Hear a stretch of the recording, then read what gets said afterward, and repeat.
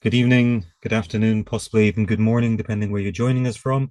Welcome to the, I pause and think there what month we're in, May edition of the Canon Scotland. And it's a delight this evening to welcome Kevin Murphy. Kevin, I suspect, is known to many of you from the Lacanian conference circuit, or possibly from his 2023 book on the asexual subject. And it's on this topic that Kevin's going to talk to us this evening. If you're not familiar with Kevin's work, Kevin's a practicing analyst, but also obviously an author. He completed his PhD with Russell Grigg on the topic of the asexual subject, which was then subsequently transformed into an excellent monograph. Without further ado, Kevin, welcome to the Canon Scotland. Thank you, Calum, and thank you for the invitation to speak. And hello, everyone who's joined us. Our topic tonight is the asexual subject, and I thought it might be interesting to start with the question as to how would we theorize an asexual subject? How do we theorize the person who does not experience sexual attraction to another person? And how do we do it with Freudian Lacanian theory, where you don't find anything written about this particular subject? And as if that wasn't difficult enough, then we have to consider our approaches and our assumptions before we begin. What is the asexual subject?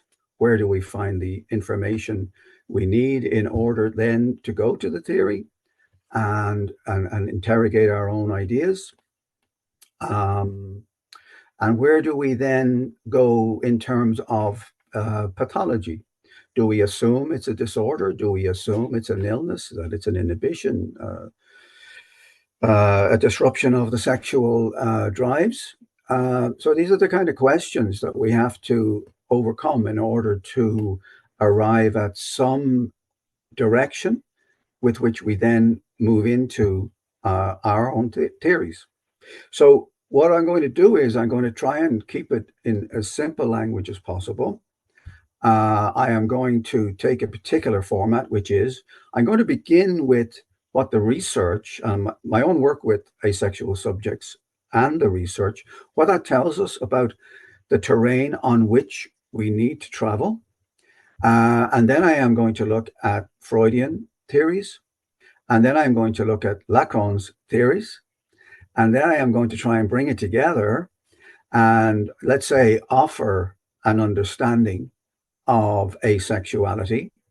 And we can take it from there then and maybe open it to questions that you may or may not have. With practically very little, if anything, written by psychoanalysis about the asexual subject, we have to look to non-psychoanalytic research in order to gain some, let's say, parameters that we can use to define an asexual subject. Broadly, what is asexuality? It's defined as the absence of sexual attraction to another person. And it is experienced without subjective distress, which I think I'll come back to, which is an important element. It is not celibacy. It is not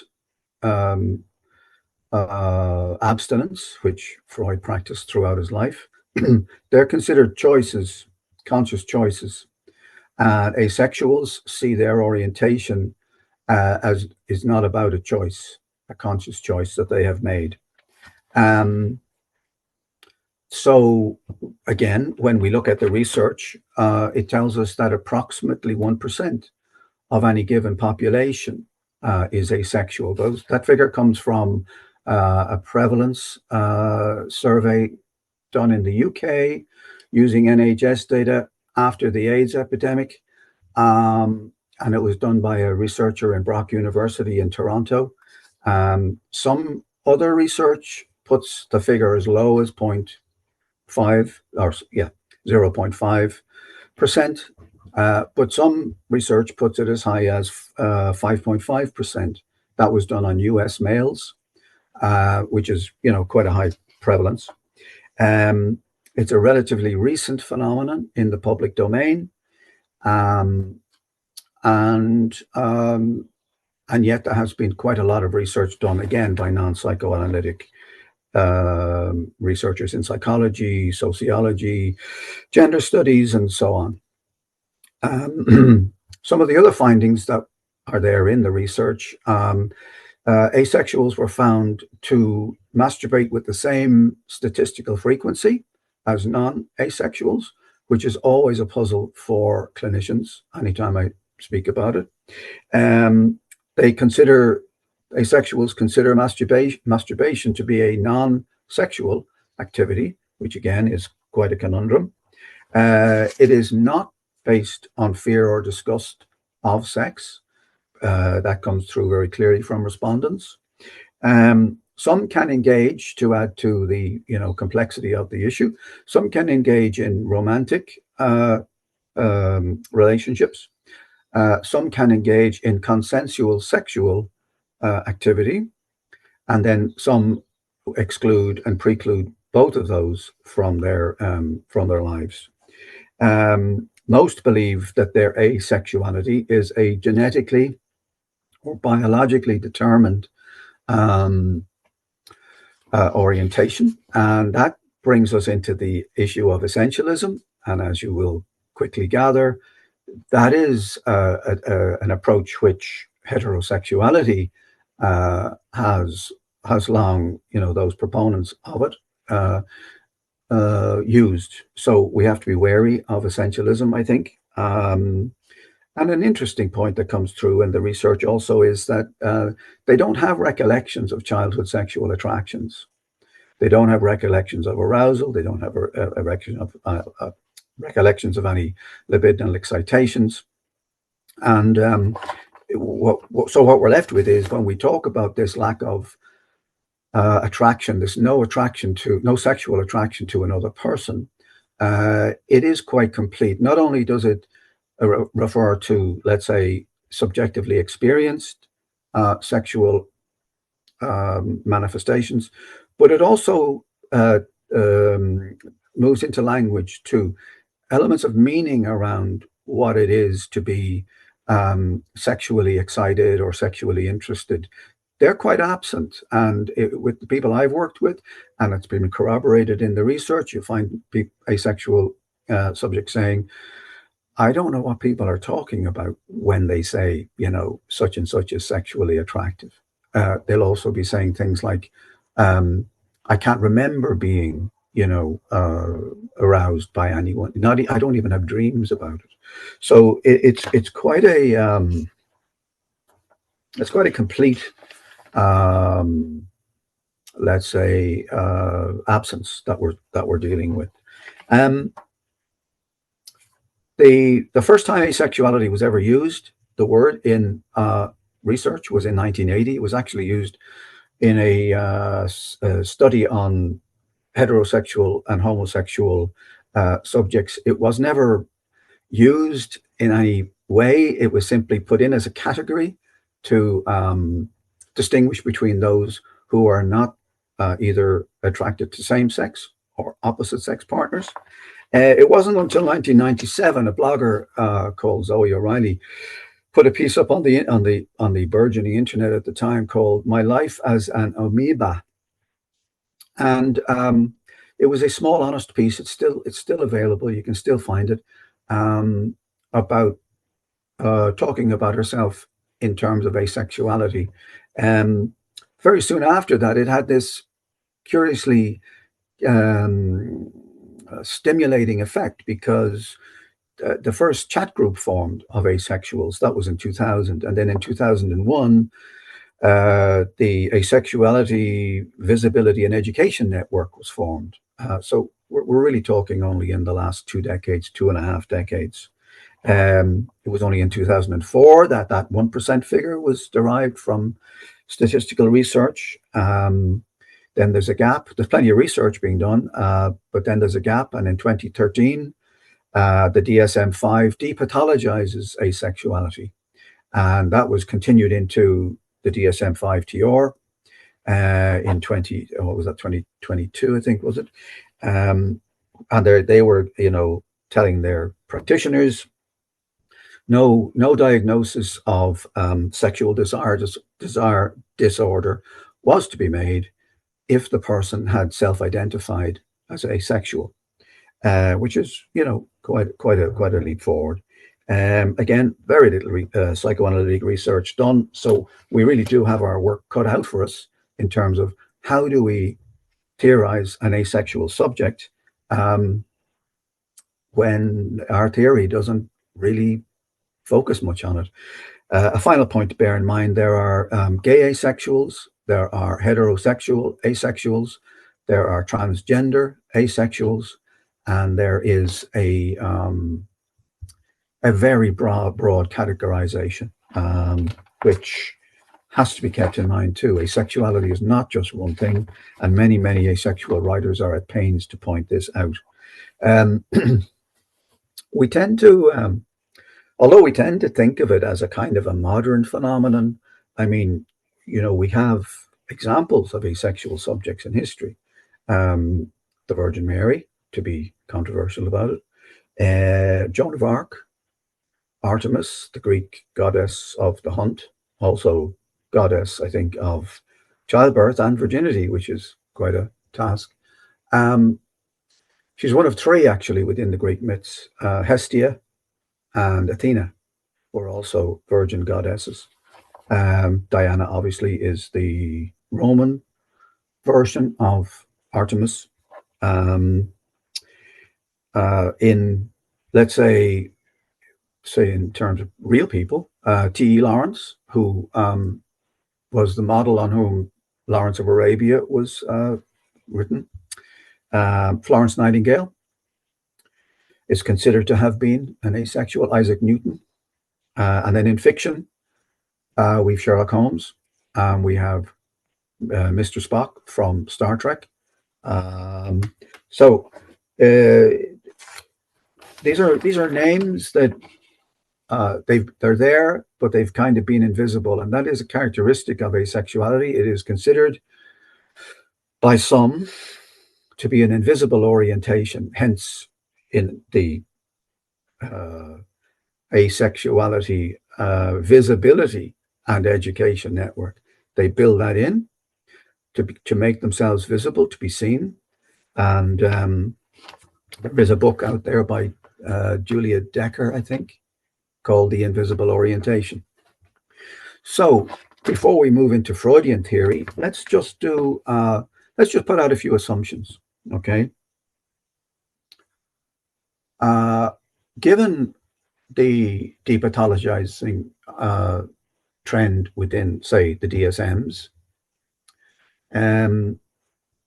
given the sense that within asexuality itself, they are keen to for it to be seen among the LGBTQ broad umbrella, we might assume, before we begin then, that to approach it as a pathology might limit our, let's say, our potential for understanding. I think it's worth mentioning that psychoanalysis took the pathologizing approach with homosexuality, and it was very, very unsuccessful on many levels. And I think it's a fair assumption to make that if it didn't work for homosexuality, that it might equally not work for asexuality. So maybe one of our assumptions might be, let's not pathologize. Let's move forward with as open a mind as we possibly can. In that vein, then, we might be allowing, in our second assumption, that asexuality is a sexual orientation, albeit one we're not used to, and albeit one that is certainly non-normative. But then we have to remind ourselves equally that psychoanalysis is not there to police the norm. And we're all very familiar with that concept. But what we're doing now is we're putting it into practice. And a third assumption, I think, which is fair, is the assumption that psychoanalysis within its theories might have the concepts to give us an understanding, given that it doesn't write about it. And, you're hard pressed to find anything. Asexuality is used by Freud. He's talking about, asexual, the word is used by Freud, and he's talking about maybe the group dynamics, or he's talking about the mother-child relation at an early stage. I think Lacan uses it sometimes, but it's like an A hyphen sexual, which is the objet pédia, which is a sexuality aimed at the semblant, which is causing our desire, moving us forward through our lives, and so on and so forth. So there are three assumptions that we might benefit from not pathologizing it at the outset. We might benefit from considering it a non-normative sexual orientation, and we might benefit by having within our own theories something that we can use to explain it. Okay. So as I said, there's very few papers written by psychoanalysts on this topic. Any that are written are, they're kind of falling back on the old tropes. It's people who have resigned their sexuality. It's an escape from castration. It's a temporary fad. It's a complex perversion, or it's Freudian sublimation. Okay. The one paper I did find quite useful was Christian Kahn's paper, and it's in a book called Asexualities, Feminist and Queer Perspectives by Serenkowski and Milks. And he takes a Lacanian approach. And it's one of the few that I found was very earnest in its approach. And it had some of these assumptions built in that there were ideas in psychoanalysis that could help. There's no need to consider it a pathology. Yes, it is a sexual orientation, but of a very non-normative kind. And of course, it's interesting when we consider psychoanalysis, because not having much to say so far about the asexual subject, when not only is it a theory of how the sexual drives form the human subject, but it's also at the center of it, Freud's daughter, Anna, while it's very difficult to be definitive about this, does tick a lot of the boxes, meet some of the maybe more than some of the criteria for asexuality. Now, I know, what is it? Elizabeth Rudinesco considers her to have been lesbian, but there is nothing definitive on that either. And when we listen to Freud speak about her in his letters to Lou Andreas Salome or Ernest Jones, we do pick up that clear sense that he has, that it's libido that's gone asleep, as he calls it, not evident. And Anna herself, when she's talking in The Ego and the Mechanisms of Defense, goes to great pains to introduce a subject called altruistic surrender. And altruistic surrender is, for her, she puts it into a case study. One of our biographers thinks the case study is about her, and so on. It's a concept that allows a subject to enjoy others enjoying, but doesn't enjoy that enjoyment themselves. And it is like a proxy for an asexual orientation. I can't be more definitive. It's impossible to be, but I am always interested in how psychoanalysis has that there, and it didn't stimulate much interest. When we come to Sigmund Freud himself, obviously, again, nothing directly written about asexuality. So what we do find in there, in his writings, is rather what I consider a really, really useful theme that runs right through his work of how problematic libido actually is. Popularly speaking, when you mention asexuality, people have this moment where they can't quite get how anyone would not like sex. You know, it's kind of impossible, isn't it? And yet Freud, throughout his work, is talking about the unpleasure that the subjective experience of libido, how unpleasant it can be. And I thought that was a very useful foundational framework to include in my own approach. Um, as you know yourself, he's calling them in Beyond the Pleasure Principle, breakers of the peace. They have an unsettling effect. That's the sexual drives now he's talking about. Um, they're plastic. They can have many ways of finding satisfactions.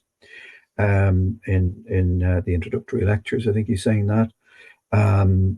They begin in infancy, and their effects can be overwhelming and experienced as deeply unpleasurable. What else? 3 essays, obviously.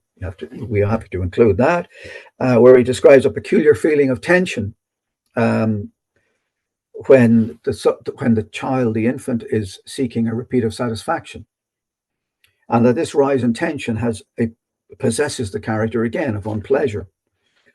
Excuse me. He says it in On Narcissism, how the ego can shut out certain severely restrict satisfactions of the libido. In Instincts and Their Vicissitudes, he's talking about how libido has to be defended against. Paths to symptom formation, he's talking about how, because, as I said, they begin at moments of incomplete development, they're liable to have traumatic effects. So now we're looking at this thing called the sex drives from an entirely different perspective. We're almost looking at the underside of what libido represents for the human subject, if we listen closely to Freud.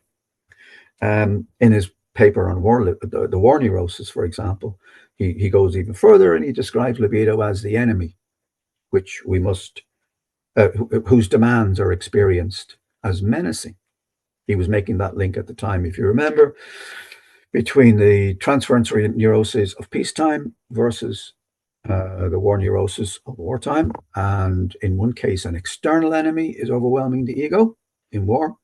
And in the other, in the transfer neurosis, the enemy is internal and the enemy is libido. Paul Verhaeghe picks up on that a lot, and he does quite a bit of writing about the traumatic nature of the sexual drives. That they are, if you like, the rise in excitation is a threat to the ego, and that every child experiences, in his view, experiences infantile sexual trauma.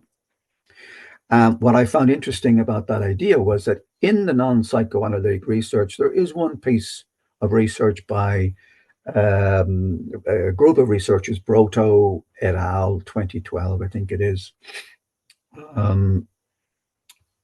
where one little moment in the research in which they say that a correlative study between rising excitation and rising levels of distress were found in asexual subjects.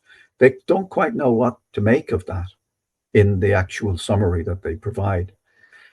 But I think it's an indicator that there is something in the experience of libido which potentially makes it difficult for certain subjects, to accommodate.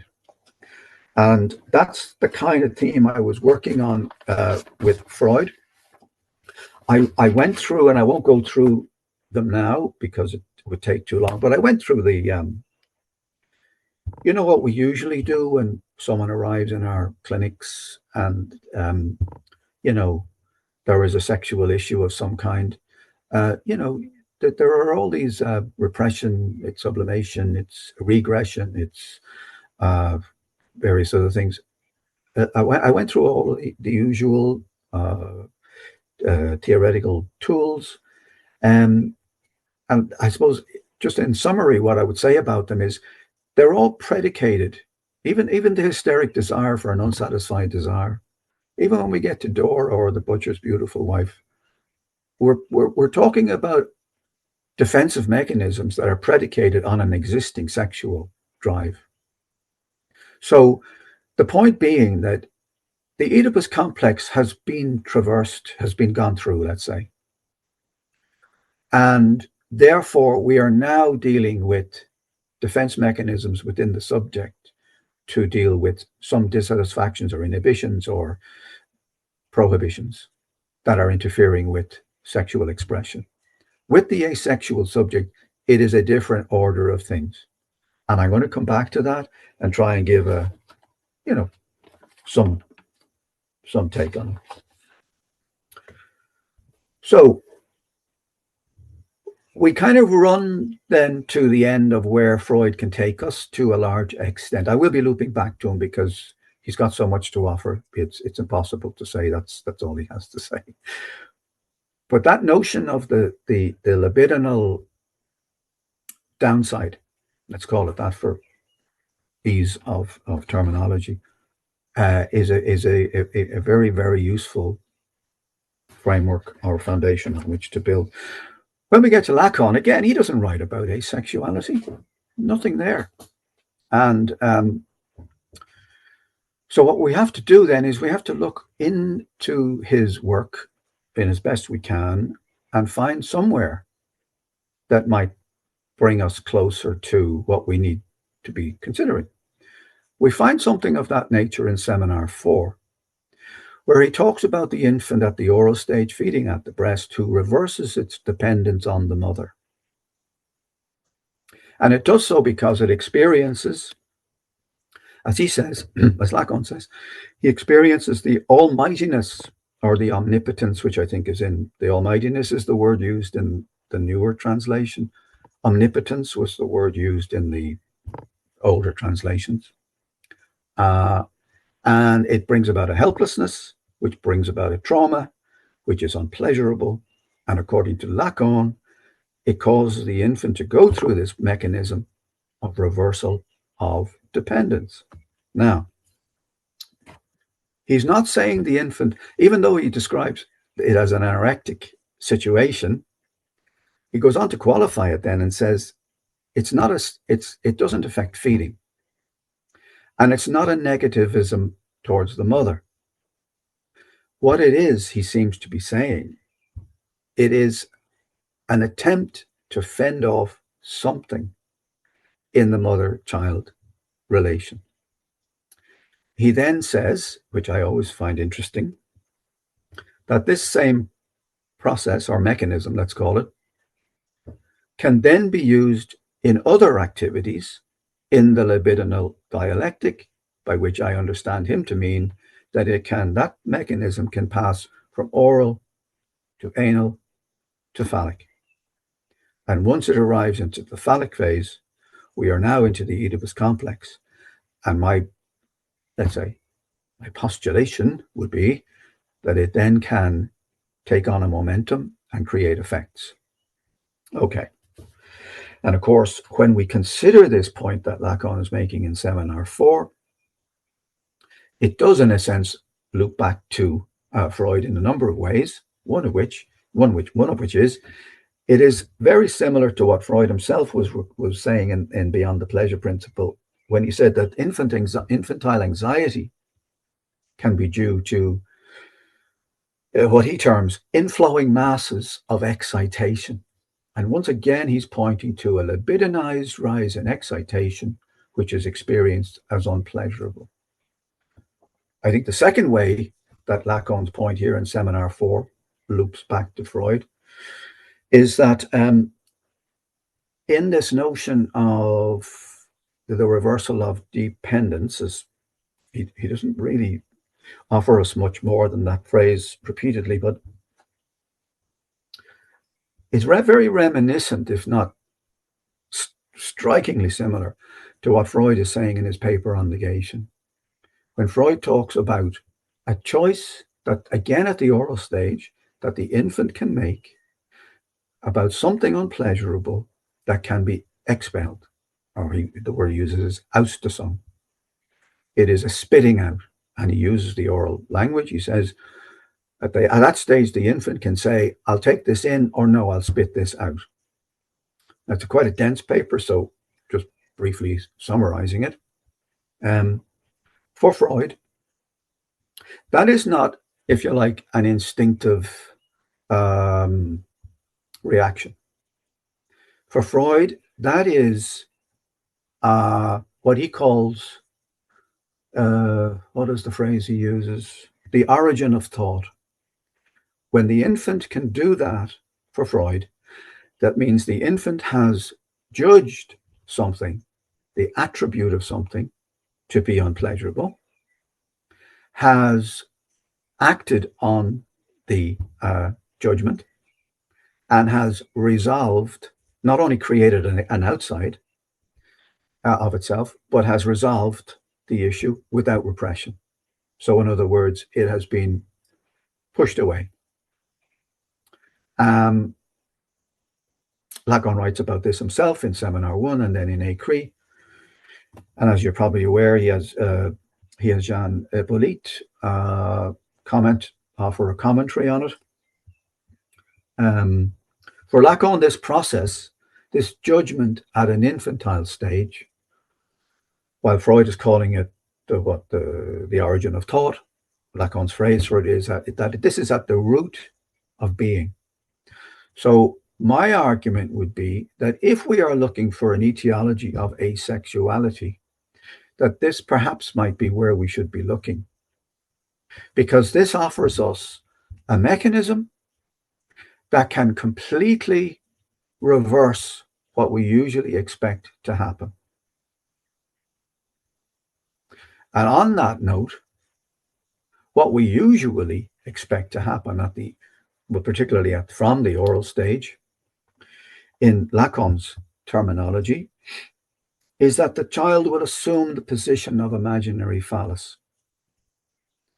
He will do it because the mother is the source of all nourishment, warmth, care, security, safety, and pleasure.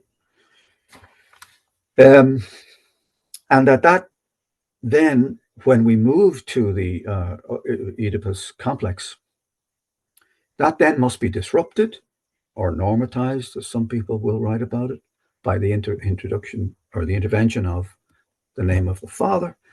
And that imaginary phallus is substituted for a symbolic phallus, the symbolic phallus, which then gives us a unit of meaning that we can go forward into the world of others, having some varies, doesn't it? In the clinic, it can be great variations in how it's assumed, but it gives some understanding as to what it means to be a sexed being and to interact with other sexed subjects.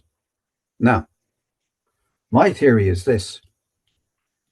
When Lacan talks about the reversal of dependence, what he is actually saying is the position, let's say, the invitation to take up the position of imaginary phallus is being rejected, because he's talking about a reversal of dependence. And as we know, the position of imaginary phallus is one of dependence. So, if that has any validity whatsoever, if the subject at this stage can refuse to take up the position of imaginary phallus because of something in the libidinal relation between child and mother, a contingent one, nothing at all to do with the mother, but something of the interaction bringing this about, then two things then stem from that.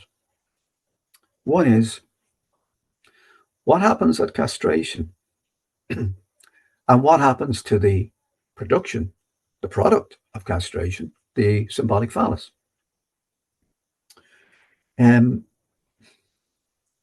My interpretation would be that, because Lacan is quick to remind us that the symbolic phallus is founded on the imaginary phallus. One follows and substitutes for the other. So if the imaginary phallus is somehow annulled, then that would imply that the intervention of the father is not going to be as, let's say, catastrophic as it can be in some cases, uh, or vital or essential, because a form of separation has already been installed. And therefore, the symbolic phallus, if the uh, imaginary phallus has been annulled, then there's nothing on which a symbolic phallus needs to be substituted for. That would explain why an asexual subject would then go into the world with a complete absence of understanding and meaning around matters sexual, which is what you find in the research all the time. Now,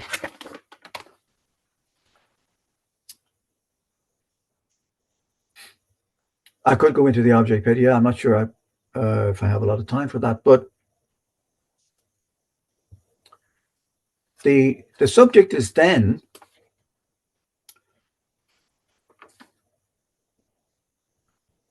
the assumption, would then be, okay, well, what you're really saying is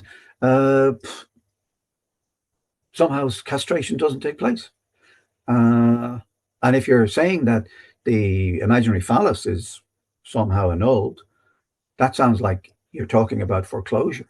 And of course, if you're talking about foreclosure, well, you're implying psychosis. But psychosis occurs with the foreclosure of the name of the father. What I'm proposing is that we're talking or looking at possibly, because we have to have a mechanism that completely, what's the word or the phrase Lacan uses, expels a primordial signifier. We have to have something that's very, very complete, because the asexual subject is not one who has resigned their sexuality or has chosen to escape castration. What they have done is they have made a judgment on the unpleasure of the libidinal element of the mother-child dyad because of the trauma that it incurs. So, castrate. We would then have a theory of foreclosure of the imaginary phallus, castration actually taking place, the father installing, the name of the father being installed, the prohibition on incest, and so on and so forth. But the productions of, as Nestor Bronstein points out, the productions of the intervention of the name of the father is not the phallus. It's phallic signification. The phallus is simply the signifier, as we know, without signified. The unit of meaning we're supposed to carry within our unconscious that gives us a sense of understanding what's going on in the world between people.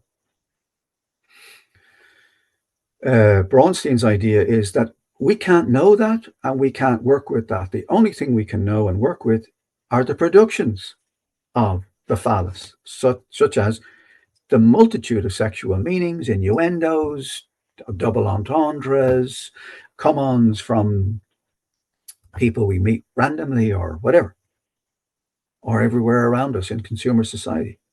Sex is the MSG of capitalism. And to connect into all of that, we need that signifier. Sometimes we don't want it, but yeah. So we're now faced with this possibility that the productions, the signification, the forms of signification, we know this, the phallus does not have as a signifier. We know as the signifier, it does not have a signified. But what that does mean is, yeah, that's fair enough. What that does mean is then it can land and let's say colonize any signifier or any signified in order to produce meaning. that's absent in asexuality. And the only way it can be absent is if the phallus has not been installed. And the only way the phallus cannot be installed is either psychosis, which this is not, or the imaginary phallus has been stopped in its tracks by the infant itself. So, very briefly, I'm going to just give you 3 very brief topics that I won't get time to talk about now, but you might want to come back to. Who knows? You may not. You may want to run home.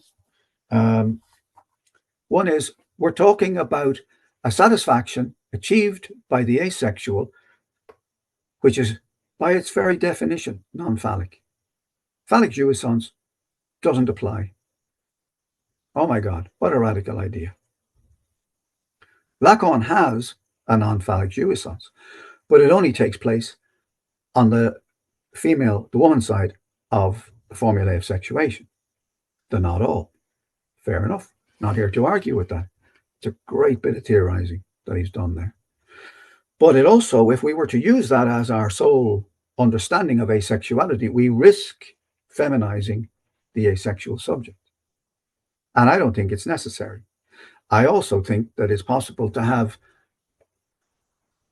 a non-phallic jouissance on the male side. And Gila Goffey has written about this and said, the only place it could be would be in the place of the exception. And that's going to take us all day if I'm to explain that, but you'll have to trust me on this. Gila Goffey believes Jesus could equally be in the position of the exception. There is at least one who is not subject to the phallic function. That phrase is one we use again and again and again. When we listen to it in terms of asexuality, it has an entirely other meaning, or it offers up an entirely other meaning. That's non-phallic jouissance. I'm arguing in the work I do on this that asexuality, the asexual subject, is a desiring subject. They function, they have jobs, careers, they have relationships, a lot of them. Some of them even have, consensual sexual relations. So they are desiring subjects. Lacan himself tells us this. I think it's in The Logic of Fantasy. Desire does not need an erection. It can function perfectly well without it. So if we accept they can be desiring subjects, can they be enjoying subjects? And if so, what are they enjoying? To answer that question, we have to consider sublimation, which I discounted in the Freudian sense. Remember, Freud was saying that sublimation is the redirecting of the sexual drive away from to an entirely different aim, where it is not sexual anymore. Okay, and we use sublimation so much. It's in all our, every paper you duck in sexuality.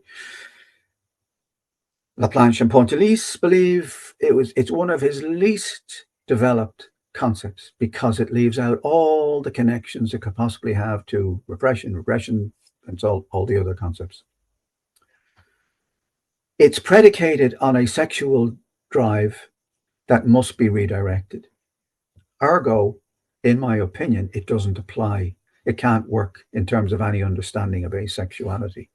But when we come to Lacan, Seminar 11, and he's speaking to his audience in the École Normale Supérieure, and he's telling them, I am talking to you and I am having as much pleasure from this as if I was having sex. He's talking about sublimation, and he's giving this as an example. Now we're not talking about sublimation as a substitute. Now we're talking about the sublimated activity in and of itself being sexual. I have Alenka Zupanchik to thank for this, because in her book, What is Sex?, she brought my attention to this. Yeah. In the same way that Leon Brenner's work with foreclosure in autism brought my attention to, we were talking about foreclosure and Freud's paper on negation. Brilliant work. Okay. All around us, there's brilliant work. and it can be tapped into. When we consider this form of sublimation offering enjoyments, which are in and of themselves sexual, but not in the way we've always considered, it, in a curious way, tallies amazingly with there's an asexual writer and researcher called Ila Shribelo. I hope I've pronounced that correctly, where she has this concept called asexual erotics. And she's talking about very, very much similar ideas.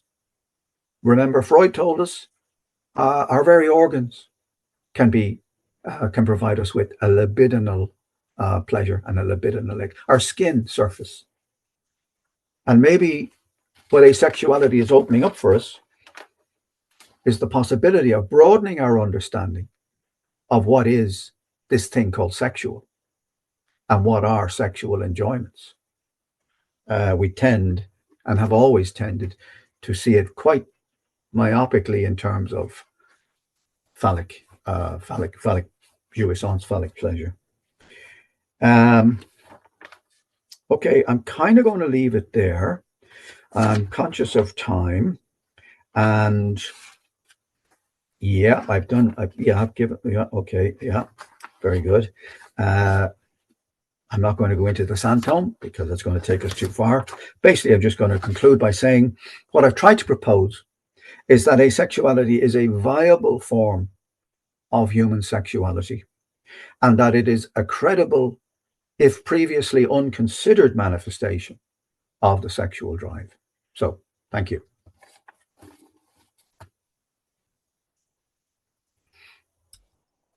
Thank you very much, Kevin. Fantastic presentation, incredibly clear, and loads of, for me at least, new ideas, challenging ideas. So lots to think about, lots to talk about.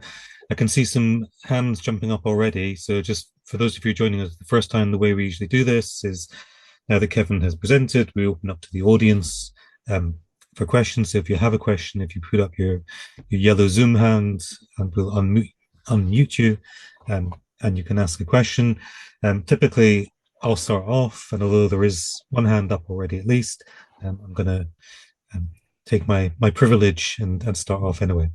So there's lots of questions for you, Kevin, but I'll come back to them if there's time. I want to give the audience time as well. But just focusing on that concluding point you made there,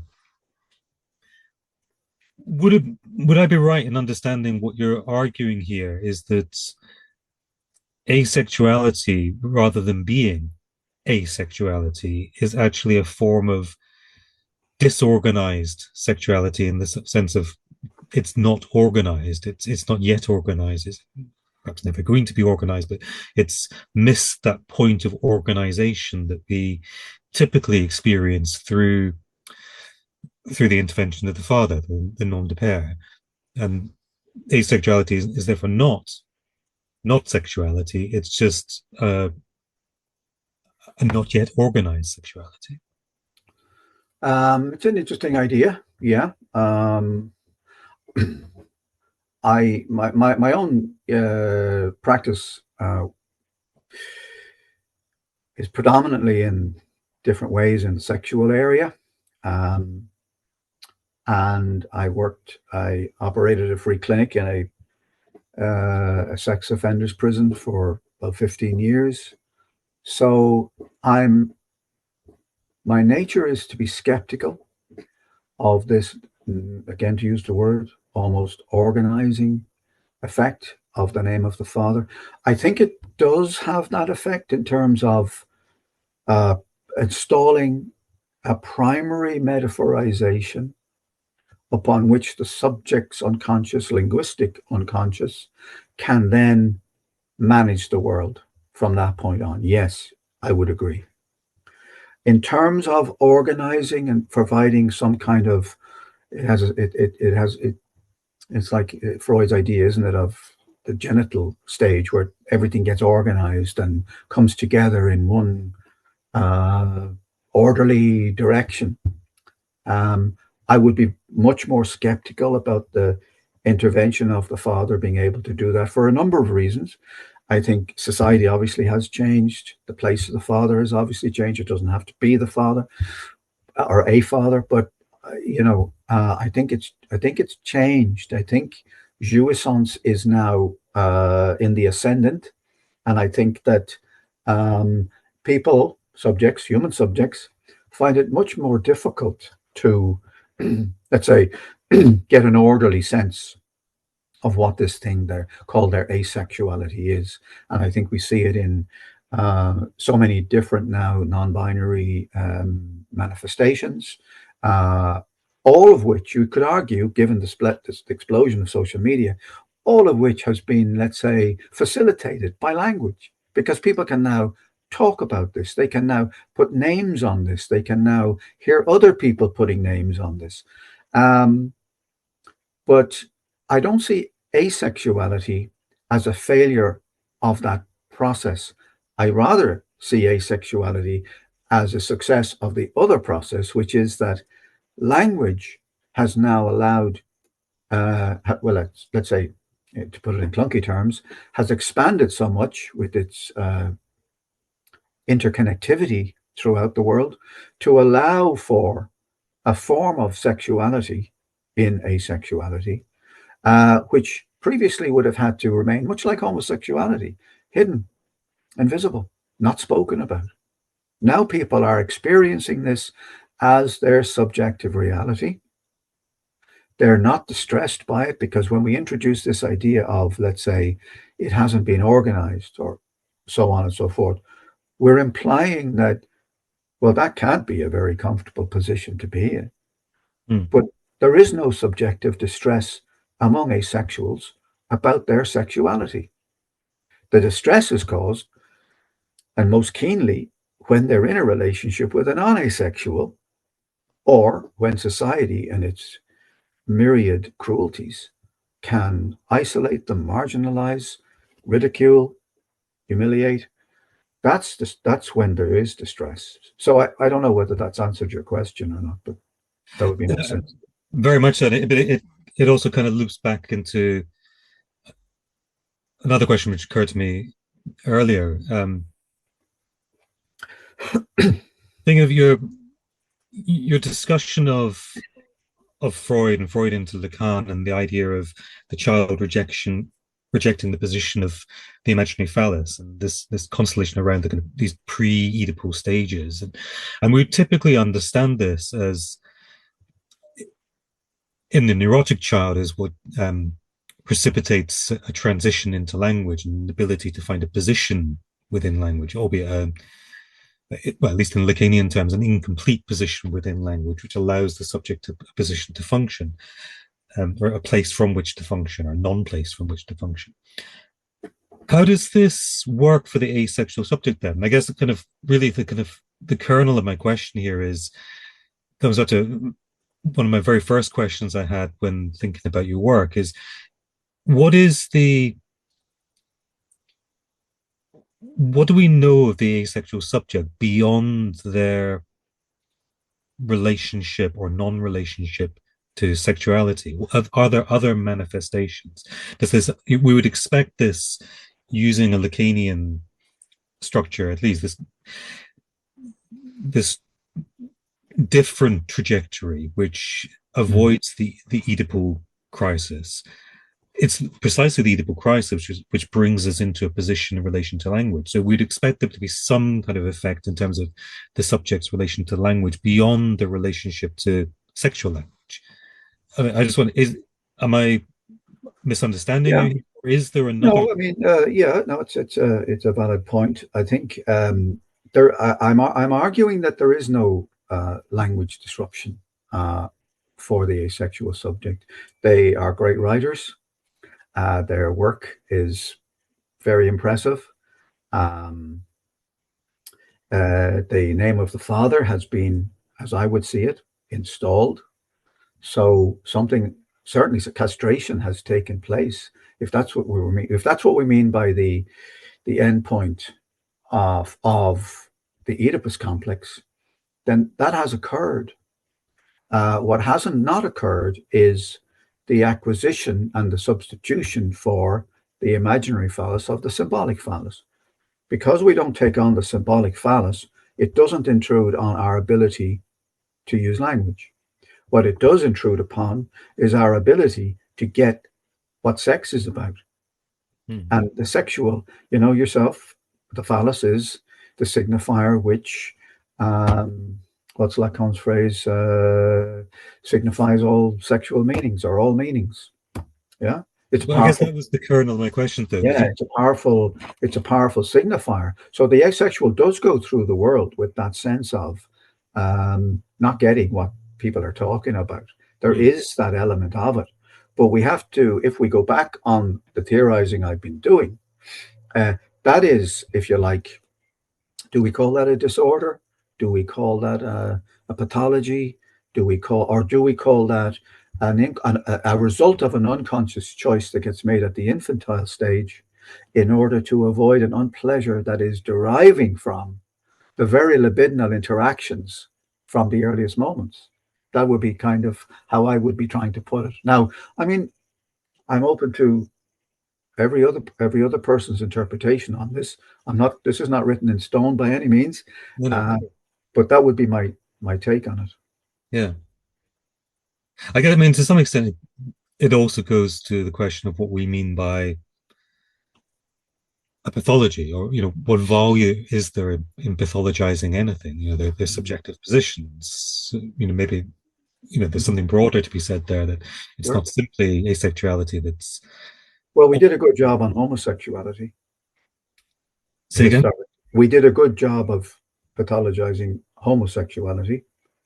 And even in some psychoanalytic writing, you do see transgender being rather harshly treated, I would have thought. Not quite the tolerance I would like to see or expect from. Oh, that's kind of my point, is, do we need to pathologize anything? Oh, we don't. Of course we don't. No, absolutely. We did quite a bad job on homosexuality in a sense. So. Yeah. No, brilliant. I'm going to open up to other, because I see other hands up, and we do have a limited time. So I'm going to go to Hushang first. Hushang, are you able to turn your camera on? Which is great if you can, because it's nice to see people. If not, at least your microphone. Okay, I am Hushang Jahanpana, and glad to be here. I'm from Iran. And thank you, Mr. Nate and Mr. Murphy. As you were talking about masturbation, you said that these people also, I mean asexuality people, they also masturbate. I'm wondering if they don't have a sexual desire for other people, how do they masturbate? I mean, as you know, when one masturbates, they usually fantasize something. Do they do so without actually having a relationship with another person in any way?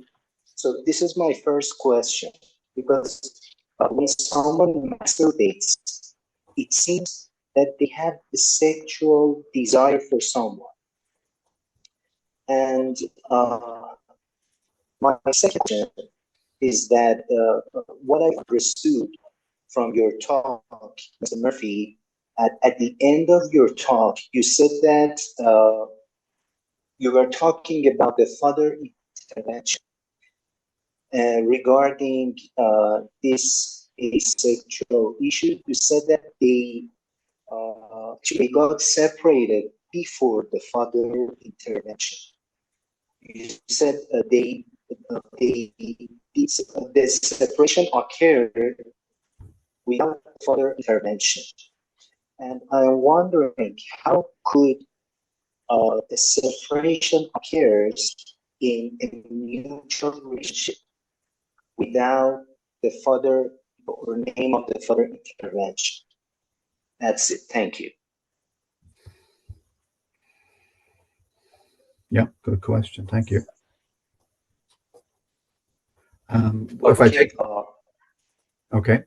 If I take the first question regarding masturbation, could I get my message across? I'm not sure. I think so. Yeah.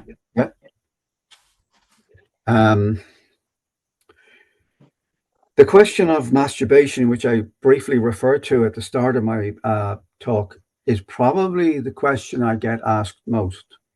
How is it possible that the asexual subject masturbates at the same statistical frequency as non-asexual subjects?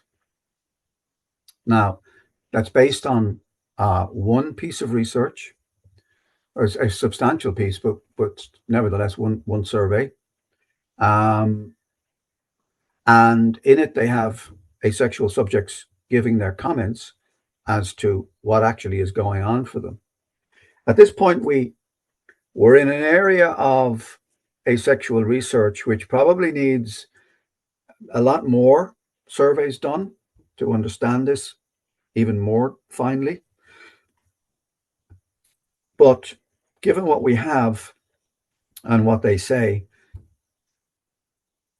and I know the point you're making, which is, how can it be possible to reach an orgasm through masturbation without having some imaginary object or other on which to focus and stimulate one's desire enough for it to occur? At the risk of sounding like a priest in the bedroom, which I don't want to do, I'm not sure how they actually do it either. But all I do know is what they say in the research, which is, I felt I needed the relief of it. It was done as a mode of relaxation. It was in the same vein as maybe a long run in the mountains, or it was something to bring down tension within the body. Okay, so it does speak to the idea of asexuality being something of a sexual orientation, but it is not an other directed orientation, which I think is, now that's not to say that the answer to your question is, well, they obviously they even talk about looking at porn. They find it boring. So masturbation it takes place, but it doesn't take place in the same way. And they don't see it as a sexual act, which is what I said earlier, which is quite confusing also. They see it as a biological emission of substances from the body that they get some relaxation from. But it is not what we understand in terms of the sexually enjoying subject, for whom it is, and we know this from people who come to us in our clinics, who use a lot of porn. It is not the same as this almost other version, which is overloaded with fantasy objects, in which other forms of, let's say, what I would always consider edibly rooted narratives are playing out as well. They don't have that. They just don't have that. So, and again, within the asexual community, there are some who don't, and who don't find it useful or interesting, or don't do it at all. I hope that doesn't confuse you further, but it is certainly a point to make. Yeah. In terms of, I think, separation, you were questioning, how is it possible without the father for the child to separate from the mother? I think that was your question, wasn't it? Yes, yeah. That's it. Okay. When we understand the separation at the Oedipal stage from the intervention of the father, we're not just talking about a psychological one, but we're also talking about a partially, and maybe more than partially, physical one also. The separation that we find, I'm interpreting in Lacan's notion in Seminar 4 of the reversal of dependence on the mother figure. That is an unconscious psychical separation. It is not, let's say, it is a prototypical separation. The child cannot survive without the mother at the post-Oedipal phase, while the child is obviously very young as well, 5 or 6, the child is nevertheless psychologically expected to survive more without the mother. Whereas the one I'm talking about is a psychical separation in a prototypical sense. We're so early, but something gets installed, a trace of an idea that is pleasurable uh, uh, in the activity of bringing about, what's the word I'm looking for, a cessation of unpleasure. Now, that might sound like a mouthful, but when we read Jean Hippolyte's commentary, let's say, on Freud's paper on negation, he's making this same point, that while within negation there is what he calls a reduction or an expulsion of the libidinal components of the interaction between mother and child. Now, the assumption would be that, oh dear, what a pity, the child is missing out on something there, obviously. But what he adds in is, actually, in his opinion, there is a libidinal pleasure to be derived from that. So the child is actually deriving a pleasure from the reduction or minimizing or expulsion of unpleasure, libidinal unpleasure. Am I making any sense with this? It does get a bit complicated, doesn't it? So, a little bit. Sorry, But you're right. thank you. It is a difficult one. How can a child make this separation? It is not, the child is not doing anything dramatic here other than a judgment is being made that the libidinal relation to the first other has an element within it that is unpleasurable. That's what I mean by separation. The child isn't going to a corner and refusing to be fed by that woman or that man. You know, it's a slightly more subtle psychical event. Thank you, Kevin, and thank you, Hussein. I'm going to go to Nicole now. Nicole, are you able to unmute? Great presentation. Thank you very much. Really interesting to hear about your work and your theorizing. I'd love to hear a little bit more about what you said about jouissance and the idea of this masculine non-phallic jouissance. And if I understood what you had said, that you would see the asexual more in that area of this sort of potential non-phallic jouissance on the masculine side. Did I hear that correctly? I wasn't sure. So I'd like to hear a little bit more about that, because I'm curious why not push the idea of other jouissance on the feminine side further. So just, yeah, that's, I guess, my... Okay. Thank you very much, Nicole, for your question. I think the idea of feminine jouissance is very, very important. I think Lacan's work on the formulae of sexuation is very important. I think it's all predicated, to use that word again, on a phallically enjoying subject, whether man or woman. And he uses it obviously for other reasons in order to offer us some understanding of gender difference. And the main one being that on anyone positioned on the woman's side can have and enjoy phallic jouissance or other more mystical jouissance of the feminine jouissance. On the male side, purely phallic, except for one. And usually it's the father of the horde, but as we know from our clinics, that position of the exception occupies a place in a lot of men's psyches because they imagine that there is at least one who is out there enjoying that unbridled access to all the women, and they're not. Okay? Now, what I was saying was that when you take a subject such as the asexual, who is defined as not phallically enjoying. The problem arises then that if you position them on the feminine side, you have a position now where, to occupy that, as Lacan says, psychically, they have a female position. Also, they have access to a phallic jouissance, and also they have access to this feminine jouissance, which has this, as I said, this mystical quality. Kierkegaard gives up his paramour to devote his life to God. Saint Teresa, Bernini's statue famously, she's having an orgasm according to Lacan. So, you know what I mean? There's an almost underpinning, there's a kind of a Freudian sublimation going on there.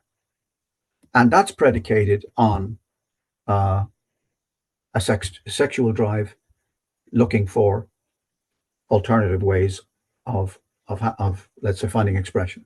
On the man's side, he doesn't leave room for much else other than phallically enjoying. And yet, anyone who knows the clinic knows that for a lot of men, that is a huge challenge to find that phallic enjoyment. Not only because it fails, which we know, but also they don't even get to, decide that it fails in a lot of cases. I was proposing that the asexual subject could take up the position, or an asexual subject could just as easily take up the position on the man's side in that exceptional position. The father of the horde, we popularly understand it, kept all the women for himself. The sons kill him, and they introduce a prohibition. So the very thing that pushed them to do the murder is now the thing that pushes them to create laws against that kind of thing. That has been questioned by so many people writing about it. Whereas I'm saying there's room there for an asexual subject who would have, prohibited all the women, not because he wanted them for himself, such as Jesus, but, the Gila Gofe's idea, but because he was saying it's not a way to live.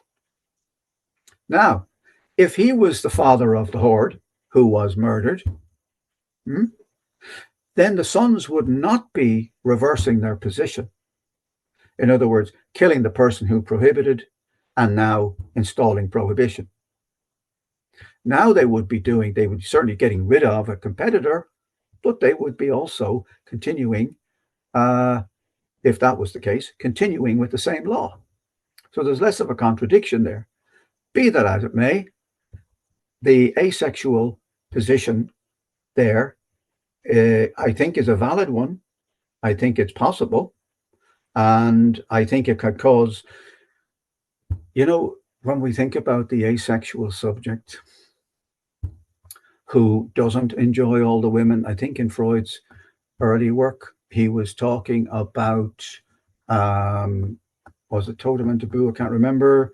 The king who he lives in on the little island because he's a danger to women. He is an asexual father of his horde. So this idea creeps in here and there. And all I was doing really was suggesting that the non-phallic jouissance, in order that we don't necessarily feminize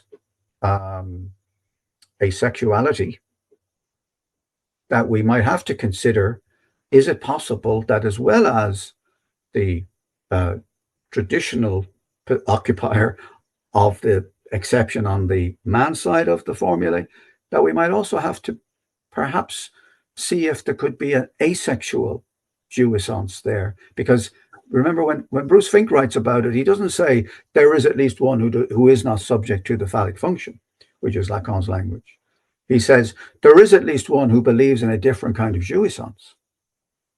And I'm arguing that it is a different kind of jouissance, possibly, that could allow for an asexual subject to occupy that position. And again, all the men then below that would be enjoying phallically because they'd be thinking, not for me.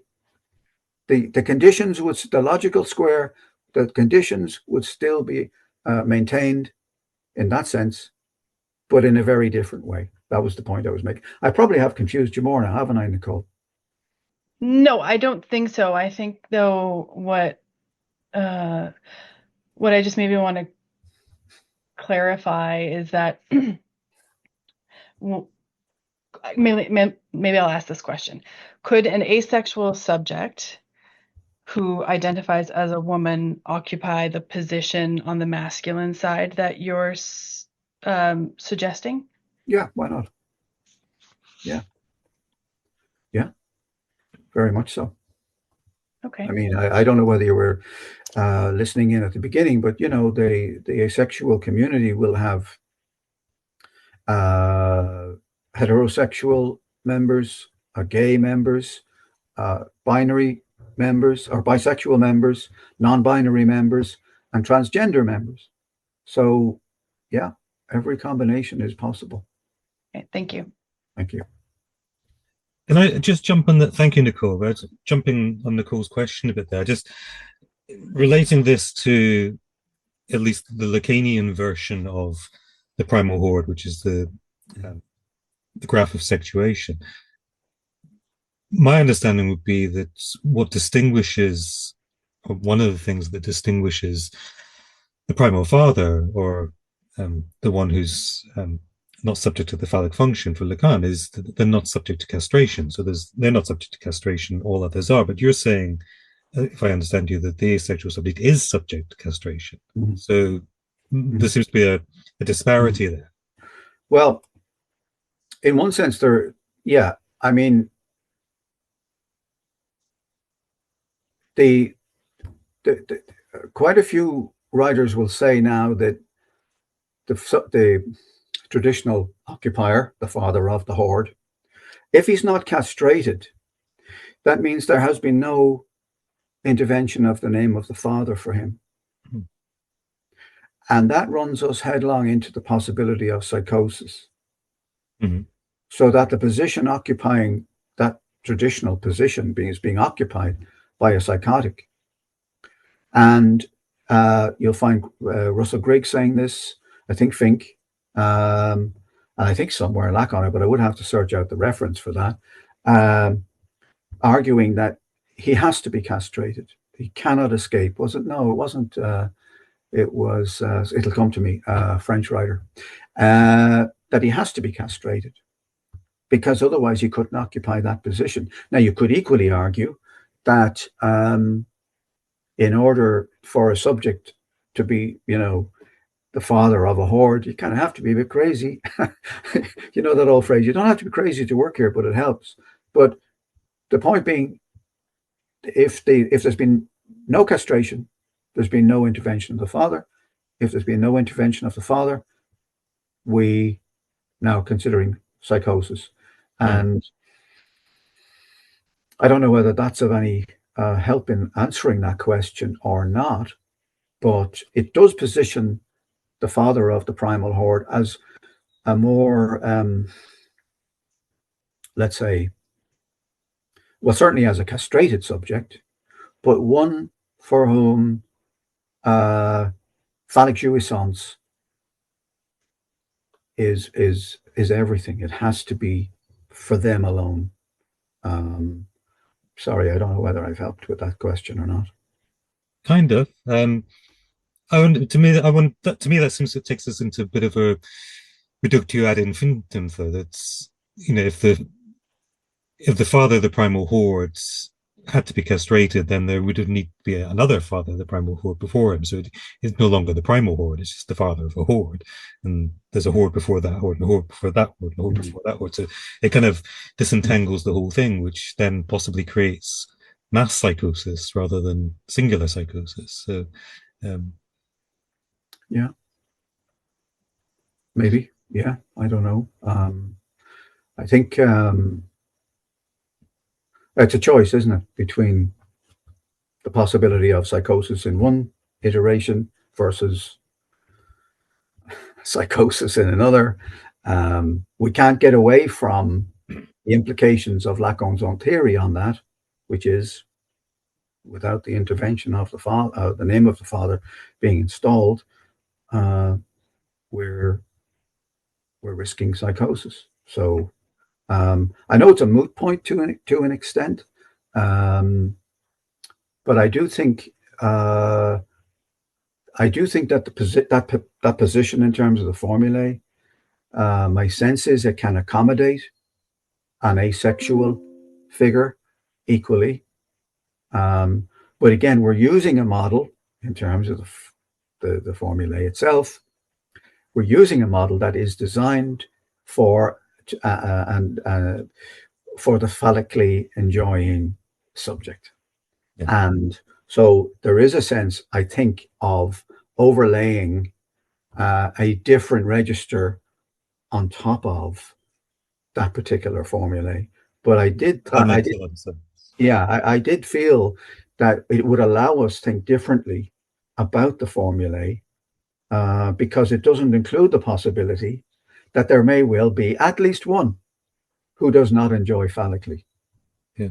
And we know from the research that there are many. We've mentioned psychosis quite a lot there, and I just wanted to bring a question that had popped up in the chat quite a lot around the relationship between the asexual subjects and the clinical structures. And you, in your talk, you brought us close to the idea of asexuality as psychosis. I know you weren't saying it is psychosis, but you brought us close to that point to make the argument that it's not. It shouldn't be collapsed into psychosis. But there were people then asking in the chat, well, which clinical structure does it articulate to? Some people in the chat saying it articulates to any of them. But I just wonder if you could shine a little bit of light on that question. I think a good maybe approach to that question is, what clinical structures is homosexuality closest to? What clinical structures is heterosexuality closest to? We can have heterosexual psychotics. Read any of your, biographies of serial killers. We can have, obviously, neurotic heterosexuals. And in each of the gender orientations, we have a representation of all, or each of the structures. Perversion, classically, where I'm currently focusing my gaze. So I think the same applies to asexuality, that it can occur in psychotic structure or neurotic structure or perverse structure, just the same as the other orientations. That makes perfect sense to me, and I think chimes with quite a lot of the comments in the chat as well. Oh, okay, right. I can't see the chat, so yeah. Okay. There were different perspectives, but I think that was the general orientation. That's brilliant. Thank you, Kevin. It's gone 8:30 UK time and Dublin time, so we're going to wrap up for now. But there's been a really fantastic talk and really fantastic discussion, Kevin. So thank you so much. Thank you, everyone. Thank you. It's been very enjoyable. Thank you. Lots of ideas for us to think about. And for those of you who are interested, Kevin's book is available Routledge for the currently at $31.99, but occasionally, if you're lucky, Routledge have sales. Or if you go on to Owen Hewittson's Lacan online, I think you can click on there for a 20% discount, which you can then apply. So good way to get hold of it. Yeah. But thank you very much, Kevin. Kevin also generously offered to share references. So anyone does have any questions about some of the texts that were referred to throughout the talk, just get in touch with Lacan in Scotland and we'll send you out a reference list to go along with tonight's talk. That's it for Lacan in Scotland for this evening. We have one more Lacan in Scotland for this academic year. If you look on our website, that's billed as being Steen van Hul, but we're actually going to do things slightly different for our June edition. So the June edition is actually going to be Lacan in Scotland, actually in Scotland. We're going to fly, staying over here, and we're going to have a one-day event. So it's not going to take place on the Thursday, it's going to take place on the Friday. So it'll be Friday the 27th of June here in Edinburgh. Stain will be joining us, as will Fabio Vigli and Leon Brenner, who Kevin mentioned earlier. And we're going to have a one-day event with the three of them and hopefully a fourth mystery guest who's yet to be announced. They will all be talking about psychosis and the question of psychosis beyond the clinic. So if you're interested in that, please do get that date in your diary. Join us here in Edinburgh. We will be aiming to record the talks. If we can work out how to live stream them, we'll do that as well. But I'm one of Amanda here, so I can't promise that we'll have the technological wherewithal to do that. But Edinburgh's a lovely place. The sun does sometimes shine here, so if you can get to Edinburgh on the 27th of June, please do join us, and we'll be posting further details of that on the website soon. If you are too far to get to Edinburgh, then we won't see you live again until September. So have a fantastic summer, and please do come back in September. And we'll have a new schedule for the new academic year up as soon as we can. But thank you all for joining us this evening, or this afternoon. Take care and see you soon. Thank you, Calum. Thank you, Amanda.